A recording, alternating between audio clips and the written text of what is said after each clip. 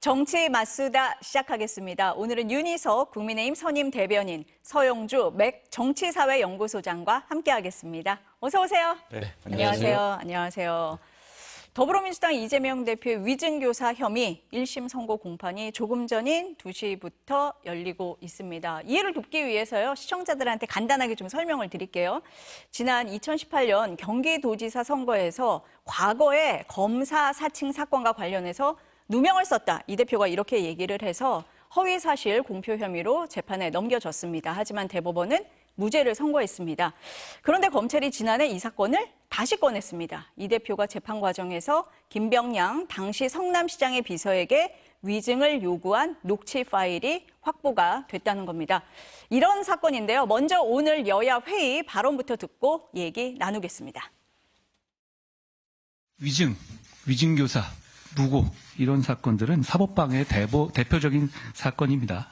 법원이 엄정한 판단을 하실 것이라고 생각하고 국민과 함께 차분하게 판결을 지켜보겠습니다. 지난 11월 15일에 선거법의 징역형 판결 이후에 이재명 대표의 사법 리스크는 이제 더 이상 리스크가 아니라 현실에서의 사법 처리로 이어지고 있다라는 말씀을 드립니다. 저희는 민생에 집중하겠습니다. 이재명 대표는 무죄입니다. 이재명 대표는 검찰이 위정교사라고 억지 주장하는 김진성 씨와의 30분간 통화에서 12차례나 기억을 되살려 사실대로 얘기해달라, 그냥 있는 대로 얘기해달라, 안 본 거 얘기할 필요 없다라고 일관되게 말했습니다. 교사가 없었습니다. 그리고 기억에 반하는 증언도 없었습니다. 교사와 위정 사이에 인과관계가 성립하지 않습니다. 네, 오전 회의 발언부터 여야 입장이 극명하게 갈립니다. 두 분은 어떻게 전망하세요? 애초에 이재명 대표 지금은 5개가 됐지만 4개 재판 받는 시점에서도 지금 오늘 선고 내려질 이 위증교사 관련 재판이 가장 이재명 대표가 방어하기 어려운 재판이다. 이런 의견이 주류였죠. 그만큼 이 사건이 굉장히 간단하고 또 위증을 했다는 분이 자백을 했기 때문에 이재명 대표가 위증교사했다는 혐의에 대한 유죄의 이 판결이 나올 가능성이 굉장히 크다고 보고 저도 역시 거기에 공감하고요. 그래서 뭐 형량도 꽤 나올 거다. 검찰은 3년을 구형을 했죠. 그렇죠. 어쨌든 징역형을 피하기 어렵다. 저는 그렇게 예상하고 있습니다. 어떠세요, 소장님?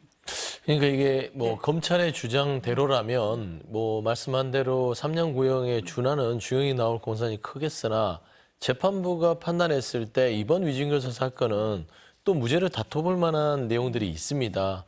예를 들어서 이제 이게 위증에 대한 교사에 대한 행위, 고의성이 있었느냐, 그다음에 이 김진성 씨라는 분의 어떤 증언 자체가 재판에 영향을 줬느냐, 이 3가지 정도로 종합했을 때는 판사가 민주당이 얘기하는, 그러니까 이재명 대표가 주장하는 바에 있어서 그 시각을 받아들인다면 무죄가 되겠죠.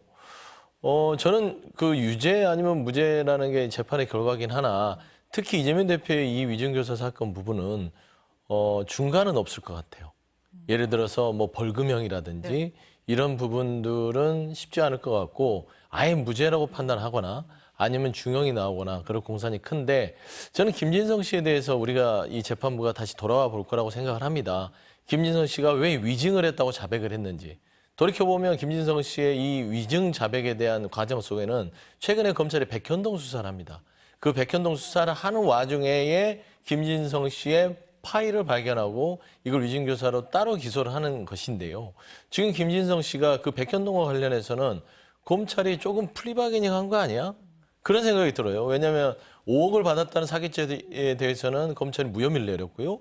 그다음에 최근에 알선수재에 대해서는 아직 기소를 보류하고 있는 상태입니다. 그래서 일단 이런 부분들을 재판부가 고려한다면 김진성 씨의 위증 부분부터 차곡차곡 들어갔을 때 그 관련성들이 과연 법리적으로 중형을 내릴 만한가라는 고민을 하면 무죄 공산도 우리가 뭐 아예 배제할 수는 없다. 저는 그런 말씀 좀 드리고 싶습니다. 이게 이제 녹취 파일이 나오면서 이렇게 된 건데 그걸 들어봤을 때 이 대표는 위증을 부탁한 게 아니다. 있는 대로 얘기해 달라고 했을 뿐이다. 이렇게 주장을 하는 거잖아요. 이게 가장 핵심이 될 것 같아요. 어떻게 해석을 하고 계시는 네, 겁니까? 맨 처음에 네. 18년도 12월 22일 날 두 분이 전화 처음 했을 때 보면 첫 마디가 이재명 대표가 도움을 좀 받아야 되겠다는 얘기를 하고 기억이 안 난다고 하니까 변론 요지서를 보내줄 테니 그거 보고 기억을 되살려달라 이런 얘기까지 한단 말이에요. 그러면서 쭉 얘기가 나오죠. 뭐 그렇게 얘기해주면 되겠네. 뭐 이런 건건이 위증 교사했다고 볼 수 있을 만한 그러한 이재명 대표의 직접적인 발언이 나옵니다. 우리는 그걸 또 들어봤어요. 실제 음성으로. 그게 정말 사실대로만 얘기해 주세요. 라는 걸로만 읽히기에는 대단히 좀 집요하게 뭔가 본인이 원하는 대로 얘기해달라는 그런 뜻이 담겨 있다고 볼 수밖에 없고 전화를 3차례나 했단 말입니다. 그리고요. 애초에는 이재명 대표가 당시 현직 도지사 신분이었는데 현직 도지사가 그런 전화를 할 리가 없습니다. 본인의 비서실장이라든지 정진상 씨라든지 이런 사람을 통해서 김진성 씨랑 접촉을 했다가 잘 이루어지지 않으니까 본인이 나선 거예요. 현직 도지사가. 이 녹취가 될 수도 있다는 위험을 감수하고도 그만큼 급했다는 겁니다. 거기에 대한 상황 판단까지 다 검찰에서 고려하여 여러 증거를 채집해서 기소를 한 거고 오늘 그 결과가 나오니까 우리는 뭐 재판부의 결정을 기다리면 되겠죠. 얼마 안 남았습니다, 시간. 그 녹취를 어떻게 해서 다르게 지금 보는 시각이 있으니까요. 그렇죠. 이게 네. 다르게 우리는 네. 해석을 할 수밖에 없는 상황이고 그거는 말씀한 대로 이 재판장에서 판사가 여러 가지 법리적인 상황, 증거, 정황들을 종합해서 판단하겠죠. 녹취록을 다 들었을 때 어떤 분은 이거 누가 보더라도 누가 부탁한 거 아니야? 이건 교사한 건데? 라는 측면이 있고 또 어떤 분들께서는 이 녹취를 들으면 저 같은 경우는 이건 단순하게 재판을 앞두고 특히나 이 당시 이 재판이 중요한 재판이었습니다. 왜냐하면 이재명 대표가 이 재판에서 대법원에서 이게 형이 확정되면 향후에 본인의 정치적인 활로 당시 이제 대선을 꿈꾸고 있던 차원에서 아예 막히는 거 아니겠어요? 그렇죠. 이제 그런 부분에서 도움을 요청할 수밖에 없는 상황이고 이 재판을 조금이라도 무죄로 이끌 수 있는 사람의 어떤 증언이 필요했다면 당시 김진성 씨는 그 상황을 가장 잘 알았고 18년도에는 누명을 썼다 그랬어요. 근데 누명은 뭐냐?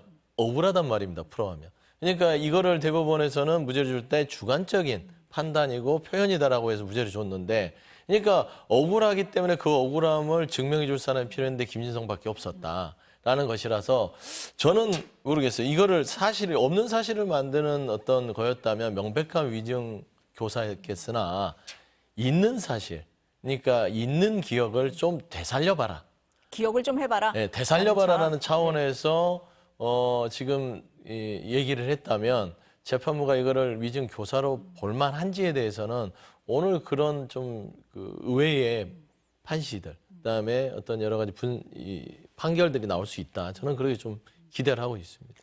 아까 소장님이 고의성하고 재판에 영향을 줬느냐 그 얘기도 했잖아요. 그건 어떻습니까? 그러니까 고의성이라는 예. 거는 정말로 김병량 시장 측에서 이재명 대표에게 누명을 뒤집어 씌울 만한 일들이 있었다고 본인이 믿었다는 거 아니에요.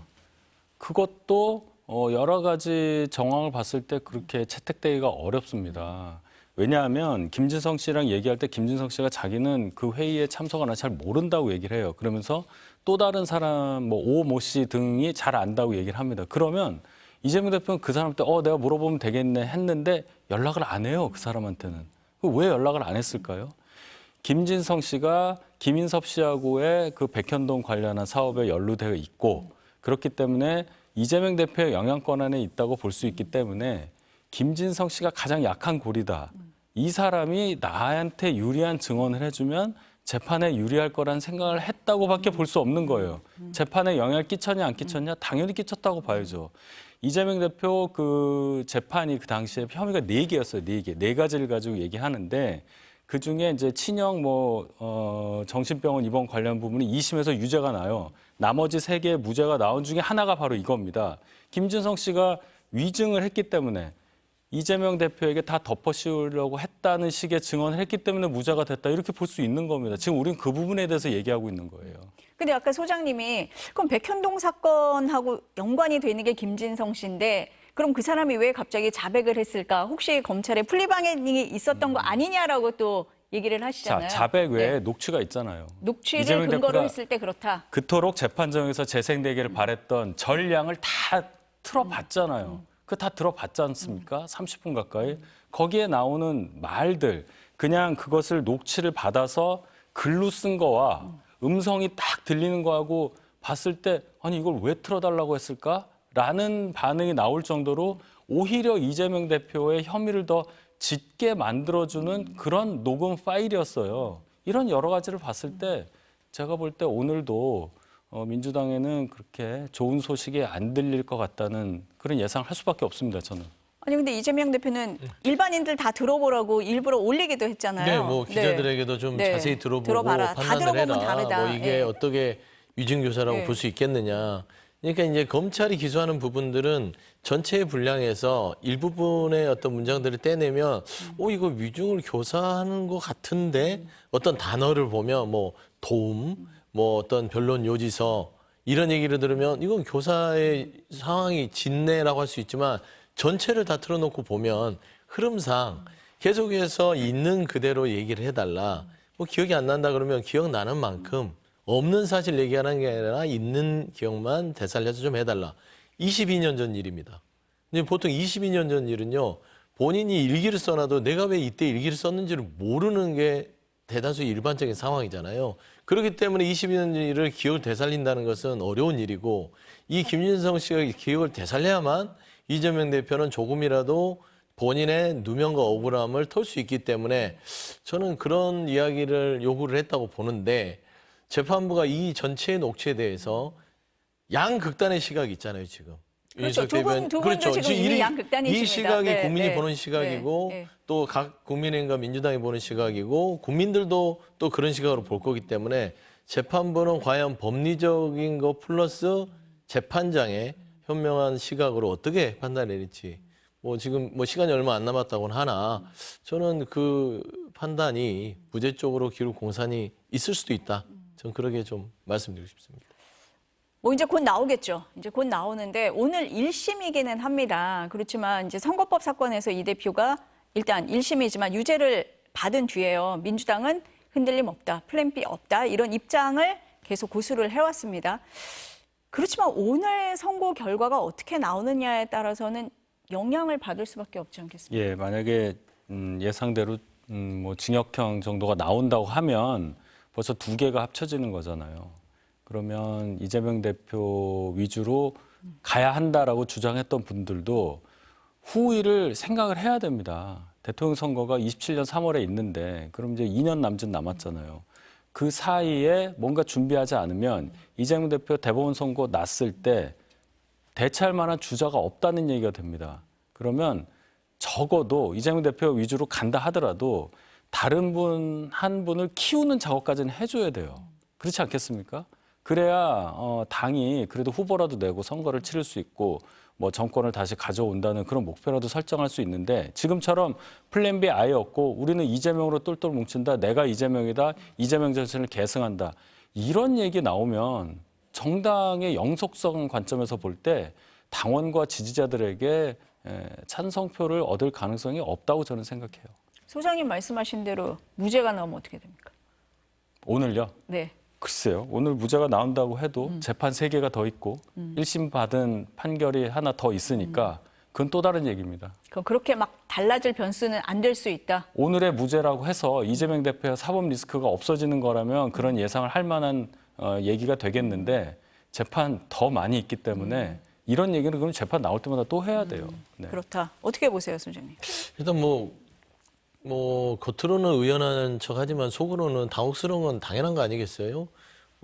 자당의 대표가 특히나 이제 민주당의 유력한 대권 후보로서 자리매김하고 있는 이재명 대표가 연임까지 한 상황에서의 지도력이 공고히 돼 있는데 이 사법적 판단에 있어서 위기에 맞았고 그러면 당내에서는 그러면 어떻게 하지? 라는 생각은 분명 내심 할 겁니다. 그럼에도 불구하고 지금 현재 1심이 진행되는 상황이고 2심의 결과까지는 봐야 되지 않겠냐라는 것들이 전체적인 흐름이라면 아직까지는 플랜을 얘기하는 것은 조금 시기상조다. 그리고 이제 공당이라는 것들이 인위적으로 플랜 B, C를 만들어서 가지는 않죠. 예를 들어 전체적인 당원들의 흐름, 국민들의 시각과 눈높이에 대한 전체적인 민의를 보면서 과연 민주당이 차후에 27년도의 집권을 위해서 어떤 방향으로 가는 게 맞지? 라는 민심의 흐름을 읽어야지 우리들 마음대로 앉아서 우리가 이러니까 이재명 대표가 위기에 처했으니까 그 다음은 누구 하세요? 이렇게 하는 게 맞겠는데 과연 그게 당내에서는 효과가 있고 미봉책이 될 수 있으나 전체를 봤을 때 집권을 하려는 공당의 어떤 보완책이라고는 보이지 않거든요. 그래서 아직까지는 이재명 대표의 리스크에 대응한 플랜 B를 얘기하는 것들은 조금은 섣부르기도 하고요. 그게 꼭 필요한가라는 의문점을 가진 분들이 많다. 저는 그런 말씀 드립니다. 당분간은 좀 그런 분위기가 될 것 같다. 그런데 당장에 이번 주말에 장외 집회를 할지 말지를 아직 민주당이 결정하지 못했다. 이렇게 보도가 나왔습니다. 네. 아무래도 신경을 많이 쓰고 있는 거고 또 이 재판 결과에 관심을 많이 갖고 있다. 이렇게 봐야 되지 않겠습니까? 그렇죠. 그러니까 네. 이제 장애 집회가 지금 지난주까지 4차였죠. 이제 5차 집회를 왜 공지하지 않았냐. 이게 뭔가 뭐 위축된 거 아니야? 뭐 이런 얘기를 하는데 장애 집회가 본디 이재명 대표의 재판하고 상관이 없는 거예요. 그렇기 때문에 토요일 날 공지를 하지 않습니다. 이유가 뭐냐? 이 장애 집회는 김건희 여사의 특검이 끊임없이 윤석열 대통령의 거부권으로 막아서고 있고 윤석열 대통령이 이 국정을 나락으로 떨어뜨리는데 국정기조로 바꾸지 않기 때문에 이 두 가지에 대해서 촉구하는 거였어요. 김건희 다른 특검. 사안이었다. 다른 사안이었죠. 근데 28일 날 예정된 거는 김건희 여사의 특검 재의결 표결이 있어요. 그날의 어떤 결과에 따라서 긴급하게 토요일 날 다시 장애 집회가 열릴 공산이 큽니다. 근데 다만 28일 아직 투표를 앞두고 국민의힘 의원들의 의견도 있는데 벌써부터 안 될 거라고 생각해서 토요일 날 지정해 놓으면 이 표결에 있어서 국민의힘의 어떤 자율적인 판단에 좀 어느 정도의 영향을 미칠 수 있다라는 차원에서 공지를 안 한 것이지 28일 날 또 똑같이 그냥 거수기처럼 부결을 시켜버리면 또 이번 주말에도 할 겁니다. 그러니까 이 집회의 성격은 김건희 여사 특검법을 촉구하는 거지 그렇습니다. 이재명 대표하고는 상관이 없다라고 말씀을 하셨습니다. 그렇습니까? 예, 뭐 장애 집회 하셔도 돼요. 사람도 별로 많이 안 모이고 보도량도 상당히 적습니다. 민주당에서 장애 집회를 어떤 목표를 하든지 간에 국민적 공감이 없다는 것 때문에라도 저희는 그렇게 크게 신경을 쓰지 않아요. 다만 국회 다수당이 밖으로 나와서 제도권 밖에서 정치적인 집회를 하는 것이 국민들에게 어떻게 받아들여질까 그 부분을 민주당은 깊이 고민해야 한다 이렇게 생각합니다. 그 지난 주말 장외 집회에서 이재명 대표가 뭐 연단에 올라가서 얘기도 하지 않았고 또 회의에서도 사법부를 믿는다 이런 얘기도 했습니다. 네. 아무래도 사법부에 대한 판단을 좀 신경 쓰는 분위기 아니냐, 사법부에 대한 비판을 자제하는 거 아니냐 이런 시각이 있습니다. 일단 좀 전략적으로 좀 변화를 준 거는 맞는 것 같습니다. 메시지라는 게 결국에는 그 의도를 얘기하는 거 아니겠습니까? 그래서 그동안 따지고 보면은 본의 아니게 뭐 사법부를 압박한다. 막 한동훈 대표가 이 집회는 사법부의 압박을 위한 이재명 대표의 재판을 앞두고 재판장을 압박한 집회다. 이 프레임에 우리가 갇혀버린 게 아닌가. 그러면서 재판부가 압박을 떠나서 괜히 그런 어떤 프레임 속에서 괘씸죄를 적용한 게 아닌가. 그런 우려들이 좀 반영된 거는 같아요. 기본적으로 민주당이나 그 누구든 대한민국 법치주의에 사는 분이라면 어떻게 사법부의 이 판단에 그걸 거부할 수 있겠습니까? 그래서 국법에 대해서 이 부분에 대해서 부인하거나 거부한다고 안 되는 게 아니기 때문에 명확하게 그 오해를 불식시키기 위해서 사법부에 대한 입장을 분명히 하는 것이다. 저는 그렇게 좀 해석이 됩니다. 어떻게 해석하셨어요? 글쎄요. 뭐 민주당에서 사법부 존중한다. 이전부터 그렇게 말씀하시기를 바랬었죠. 늦게라도 그런 발언하신 것에 대해서는 환영하고요. 오늘 선고 이후에도 그 태도가 계속 유지되기를 바란다. 뭐 기본이니까요. 네. 아까 그 오늘 뭐 무죄가 나더라도 사법 리스크가 해소되는 건 아니다라는 말씀을 하셨는데 그래서 또 하나 신경 쓰이는 재판이 29일 재판이 있어요. 이화영 전 경기부지사의 쌍방울 불법 대북 송금 관련 항소심 선고거든요. 1심에서 9년 6개월의 중형이 선고가 됐습니다. 이 대표 재판도 영향을 받지 않겠냐 이런 시각이 많습니다. 어떻게 보세요?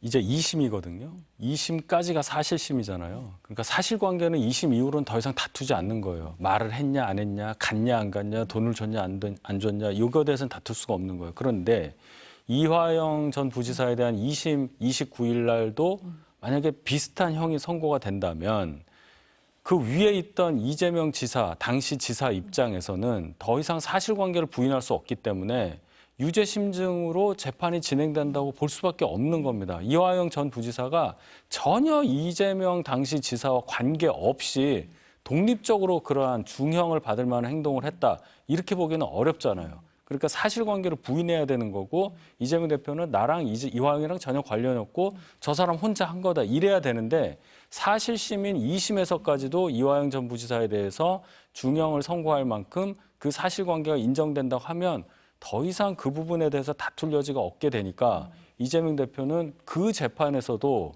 유죄를 받을 확률이 높아지는 거죠. 리스크는 오히려 커지는 상황이다라고 보십니다. 어떠세요?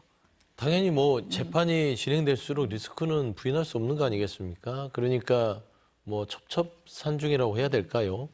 그러니까 이게 참 검찰이 무서운 거예요. 작정을 하고 덤벼들면 그 기소에 대해서 어떤 의도든 간에 먼지를 털어서 기소를 시키면 재판을 받게 되는 것이고 그 재판의 과정들은 쌓이게 되는 것이고 참 힘들어지는 것이죠. 그래서 이제 검찰이 그 기소 권한을 무분별하게 남용하면 안 된다라는 차원에서의 검찰의 제한적인 규정을 두자라는 게 검찰 개혁이었는데 저는 이번 정부에서 검찰의 어떤 여러 가지의 이재명 대표에 대한 기소를 보면서 이게 국민들을 보더라도 너무 무리한 정치적 기소가 아니냐라는 의견이 높고 분명한 거는 같아요. 제가 이 판결들을 보면서 사법부의 판단은 당연히 존중하나 상한 재료를 넣었는데 어떻게 제대로 된 음식이 나오겠냐라는 생각이 들더라고요. 그래서 저는 지금 현재 이재명 대표가 처한 이 재판의 첩첩산중 상황을 정치적으로 어떻게 돌파할지는 저도 좀 여러 가지로 답답한 심정이긴 하나 기본적으로 이화영 전 부지사에 대한 대부송금 2심 결정은 굉장히 이재명 대표에게는 부담이 될 수밖에 없는 상황이다라는 것은 부인할 수 없을 것 같습니다. 이번 주에는요, 이 대표의 재판 말고도 상당히 굵직한 정치 일정들이 계속 있어요. 내일 윤석열 대통령이 국무회의에서 김건희 여사 특검법 거부할 걸로 지금 예상이 되고 있습니다. 그리고 우원식 국회의장이 최상병 순직 사건 국정조사를 여야에 요청을 했습니다. 27일에 명단 제출이 있고요. 28일에는 또 본회의가 열립니다. 김건희 여사 특검법 재표결이 있고 이창수 서울중앙지검장을 비롯한 검사 3명에 대한 탄핵소추안도 보고가 됩니다. 우선 김건희 여사 특검법 재표결, 이 통과 가능성 어떻게 보시고 이재명 대표의 선고가 영향을 좀 줄 거다 아니다 어떻게 보세요? 이제 재의결 요청을 하신다는 전제하에 말씀을 드리면 이번에도 통과 가능성은 없어 보입니다. 즉 저희 당에서 8표 이상의 이탈표가 있어서 찬성표가 200표를 넘는 상황은 상정하기가 어렵다고 봅니다. 왜냐하면 물론 이재명 대표 오늘 재판 결과도 중요하겠지만 지금 전국 상황이 이 김건희 여사에 대한 특검법 자체가 정쟁의 수단으로 저희를 압박하기 위한 그런 수단으로 계속 발의가 된다는 것을 부인할 수 없는 상황이고 그렇다면 특검 자체보다는 정치적 압박 수단으로 이 법안을 이용하고 있다. 그 점에서는 저희 당 의원들이 똑같이 생각하고 있기 때문에 이탈표 가능성을 저는 더 적게 보고 이재명 대표 이제 뭐 재판 결과가 나오겠지만 그런 상황에서는 더더욱 그런 겁니다. 이재명 대표가 이제 김건희 여사 특검법을 본인의 어떤 정치적인 사안, 공공함을 피하기 위한 어떤 방식으로 썼다는 것이 더 극명하게 드러나는 셈이 되기 때문에 더더욱 이 특검법에 대해서 의견을 조금 다르게 한 분들이라 하더라도 표결에서 찬성으로 돌 가능성은 전혀 없어 보입니다. 아니 근데 지난번에 이탈표가 나왔을 때 그 국민 여론 자체는 김건희 여사 특검법을 해야 된다는 게 높은 상황이잖아요. 그런 거에서 의원들이 움직였다 이렇게 보는 시각이 있었는데 그런 것과 여론과는 별개로 이번에는 덜 움직일 거다 이렇게 보시는 건가요? 김건희 여사 특검법 관련해서 당시의 여론하고 지금하고 또 다를 수 있다는 다를 수 것이 있다. 뭐냐면 정치 상황이 그렇게 변했다는 겁니다. 지금은 여야가 명운을 걸고 한 포인트에서 지금 몰려있는 상황이에요. 이재명 대표 재판이 줄줄이 이어지면서 이재명이라는 분에 대한 운명에 대해서 우리가 예측을 하게 되고 그럴 경우에 이제 대선과 향후의 전국 방향에 대해서 다들 생각을 하는 거잖아요. 특검법은 특검법이고 이건 이건데 여론에 의해서 표결을 할 만한 상황이 아니란 얘기예요. 제 얘기는. 상황이 조금 달라졌다라고 예, 예. 보시는 거네요. 어떻습니까? 한동훈 대표는 이 특검법을 본인이 당대표로 있는 한 통과시킬 생각은 없을 거예요.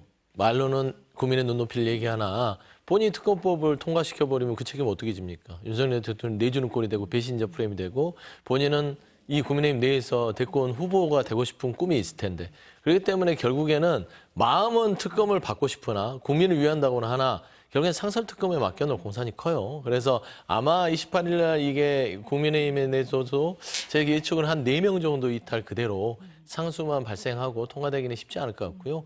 결국엔 상설특검은 한동훈 대표가 그냥 어느 정도 동조하에 진행이 되더라도 두고 볼 것이다.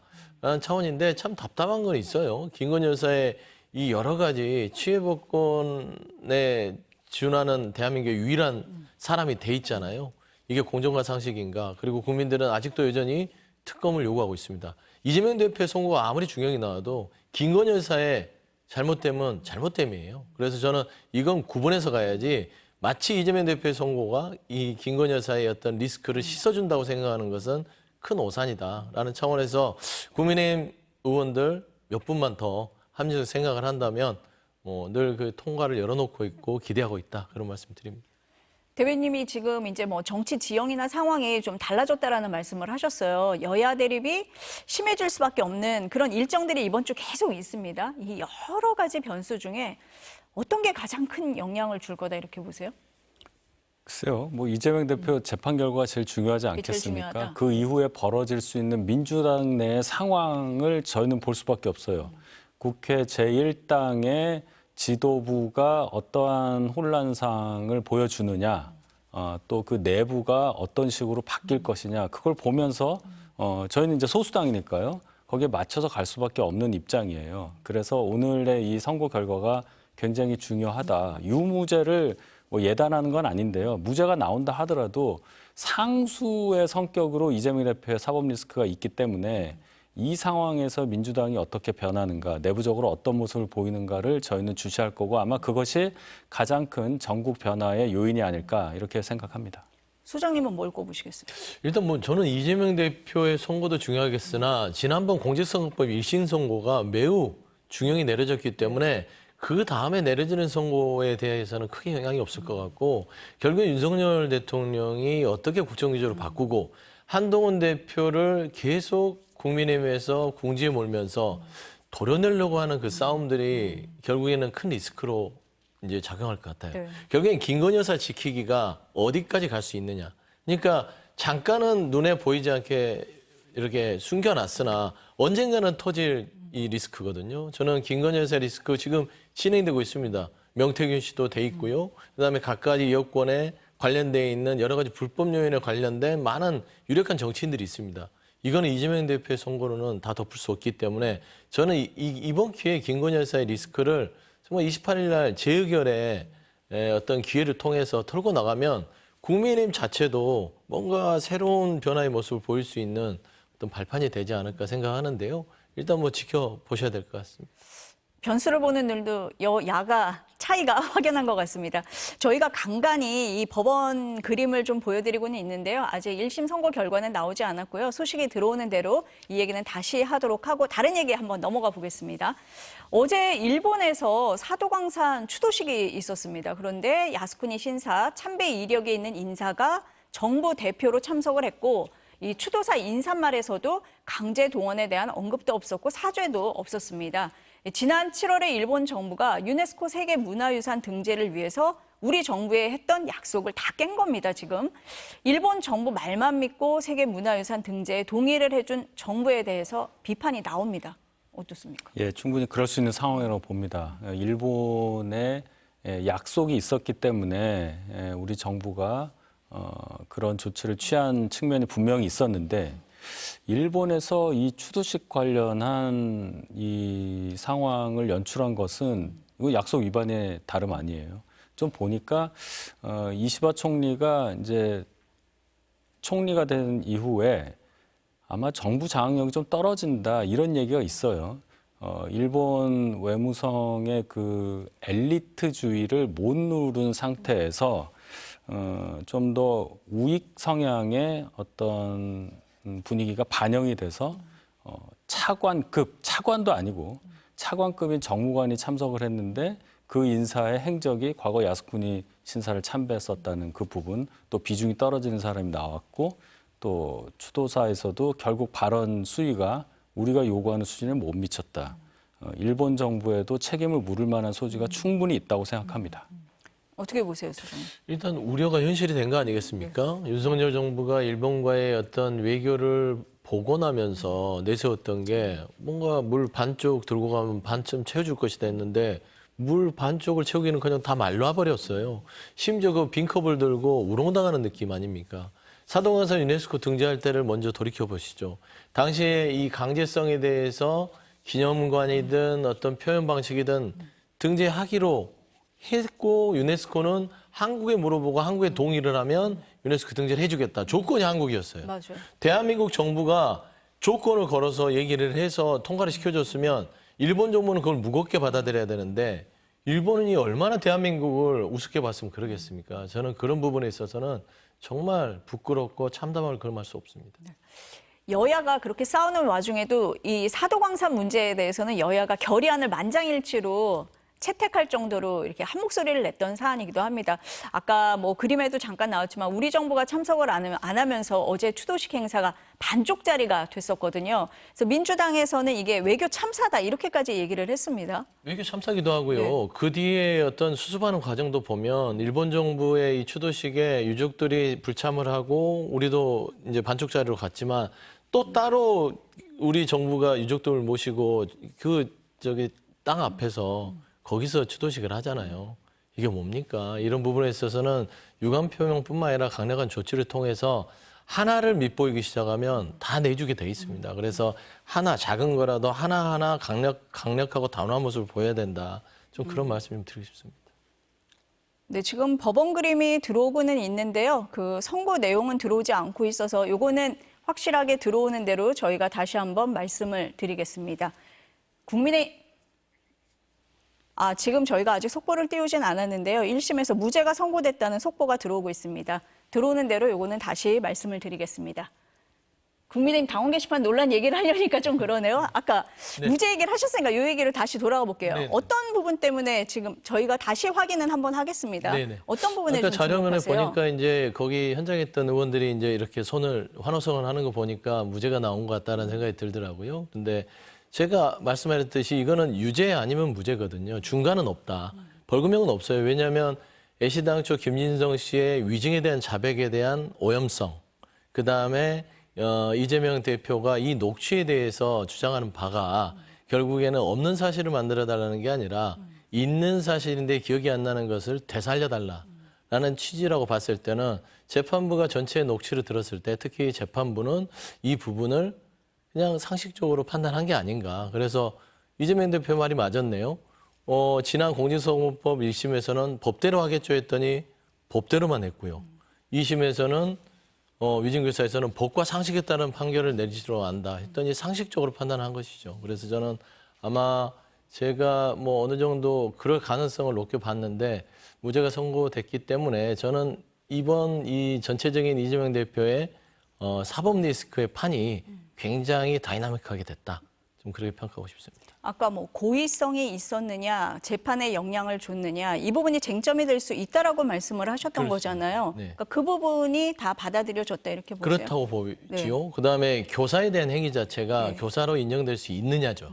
그래서 이제 출발점을 일단 판결문을 봐야겠으나 출발점 자체를 재판부가 검토했을 수도 있습니다. 제가 말씀했듯이 김진성 씨가 지금 현재 백현동의 수사를 받고 있고 수사의 혐의 자체 속에서 나온 자백이기 때문에 이 자백에 대한 신뢰성부터 재판부가 판단을 했다면 교사에 대한 행위나 고의성 그다음에 그 위증에 대한 재판 결과에 있어서의 어떤 영향력 이 모든 것들은 기본적으로 다 이게 다 깨지는 거 아니겠습니까? 논리 구조가. 그래서 아마 그런 판단이 있지 않았을까 보이는데요. 일단은 좀 판결문과 뭐 여러 가지 자료들을 좀 살펴보면 더 확실해질 것 같습니다.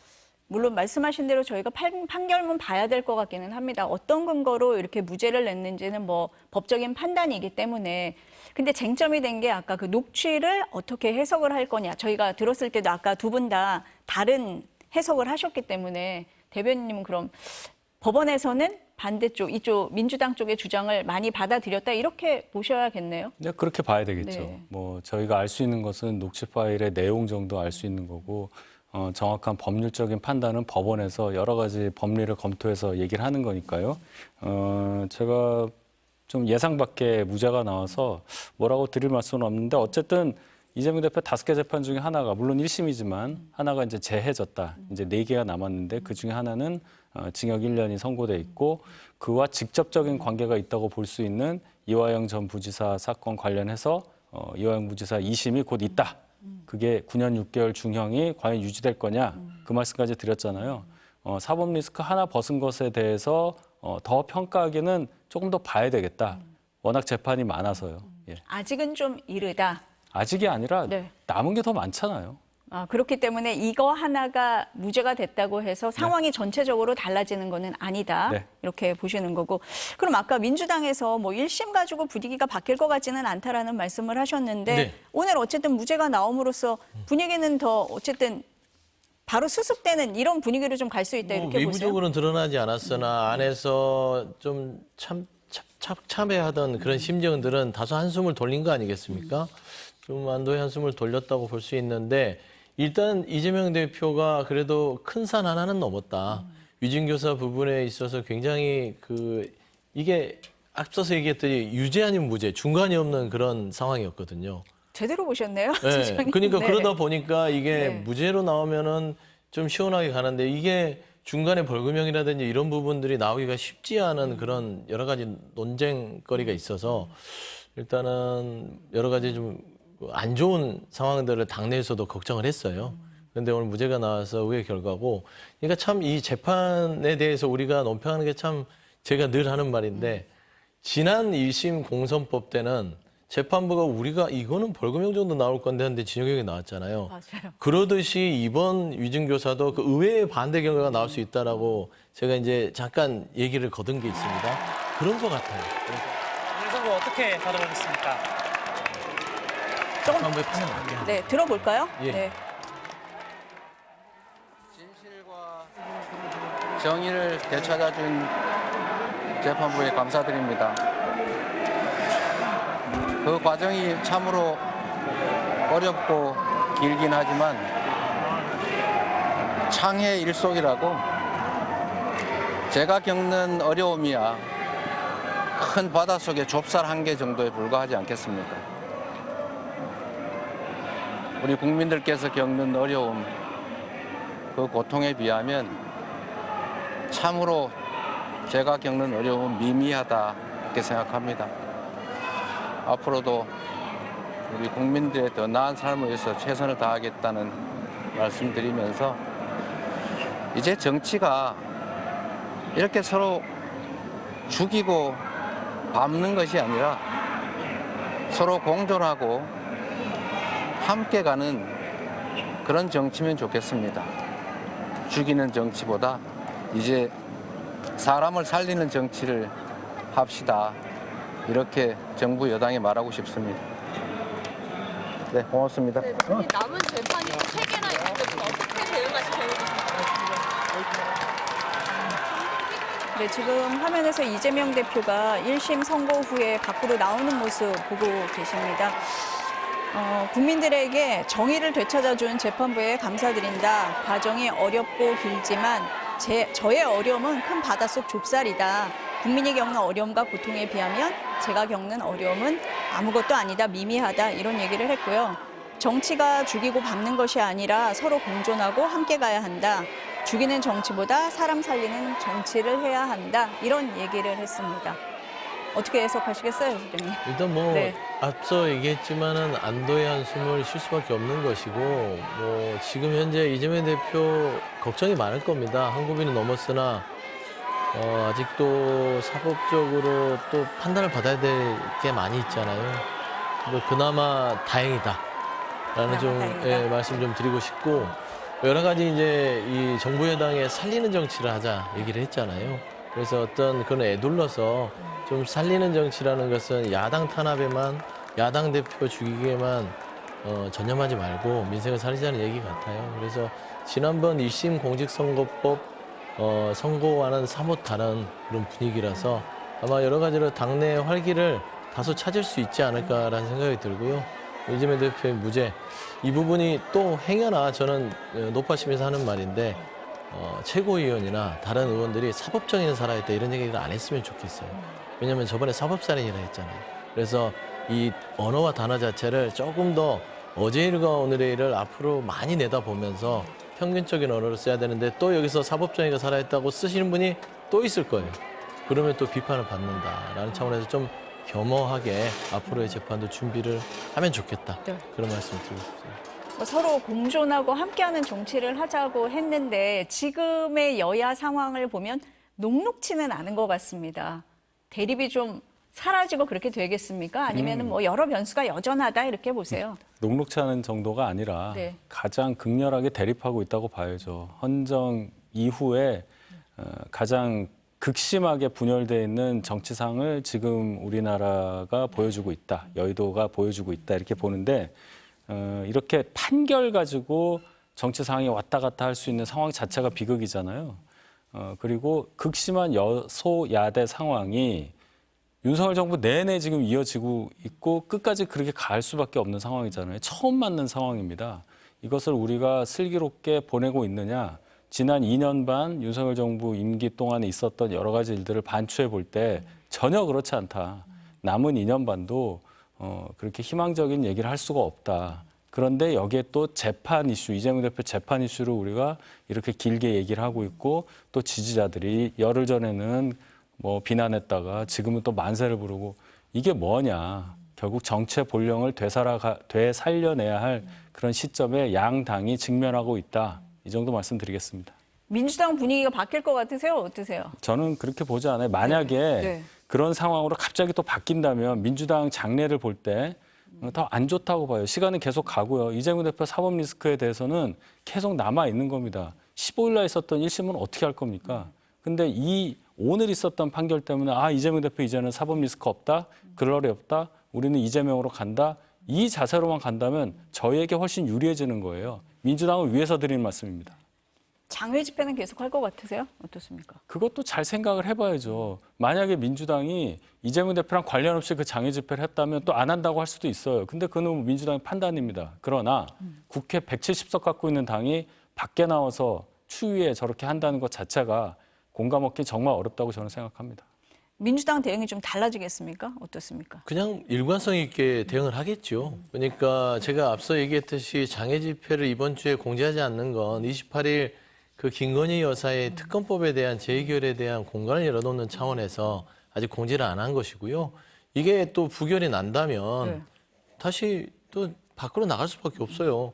이번 주말에 영하로 떨어진답니다. 170석이든 180석이든 나가면 추워요. 수 많다고 안 추운 거 아니잖아요. 근데 야당이라는 숙명 때문에 정말 국민들이 바라는 답답한 이 정부의 이 변화를 누가 대신 얘기해줘요. 그런 일 하라고 야당 의원들 많이 뽑아놓은 거 아니겠습니까? 그래서 그런 차원에서는 네. 숙명을 안고 장애로 나갈 수밖에 없다. 네. 좀 이 야당 의원들 고생하는 게 안쓰러우면 국정기조는 대통령께 좀 바꿔달라. 그리고 김건희 여사 특검 좀 공정과 상식에 맞게 해달라. 그러면 국정은 모두 정상화될 수 있다. 그런 조언을 좀 드리고 싶습니다.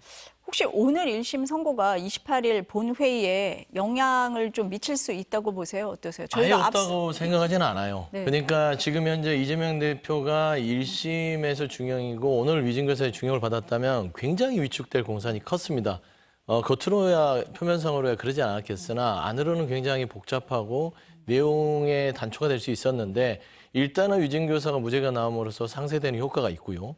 이런 부분들을 통해서 국민의힘에서도 이 특검의 추동력이 떨어지지 않고 밀어붙이겠구나라는 차원의 생각을 한다면 아마 4명에서는 한두 명 더 움직일 것 같아요. 아까는 제가 무죄 판결 나오기 전에 4명 얘기했는데 네.